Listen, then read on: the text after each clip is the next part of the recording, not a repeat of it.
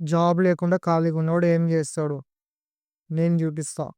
పొద్దుగాల 10:30కి లేచి, ఆ తర్వాత బ్రష్ చేసి, మళ్ళా 11కి టిఫిన్ చేసి, 12కి బట్టలు ఆరేసి, 12 గంటల నుంచెల్లి మధ్యాహ్నం 3 గంటల వరకి రీల్స్ చూసి, 3 గంటల నుంచెల్లి 4 గంటల వరకు గంట సేపు అన్నం తిని, 4 గంటల నుంచెల్లి సాయంత్రం 6 గంటల వరకు మళ్ళా రీల్స్ చూసి, 6 గంటలకి చిన్నగా బయటికి పోవాలి.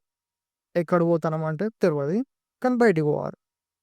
అట్లా మొత్తానికి బండి తీసుకొని బయటికి పోయి, ఒక గంట సేపు తిరిగి, మళ్ళా 7 గంటలకి ఇంటికొచ్చి స్నానం చేసి, 7 గంటల నుంచెల్లి రాత్రి 9 గంటల వరకి మళ్ళా రీల్స్ చూసి, 9 గంటల నుంచెల్లి 10 గంటల వరకు గంట సేపు అన్నం తిని, 10 గంటల నుంచెల్లి మధ్యరాత్రి 3 గంటల వరకి రీల్స్‌ను, వీడియోలు చూసి, ఆ తర్వాత జాబ్ చేద్దామా?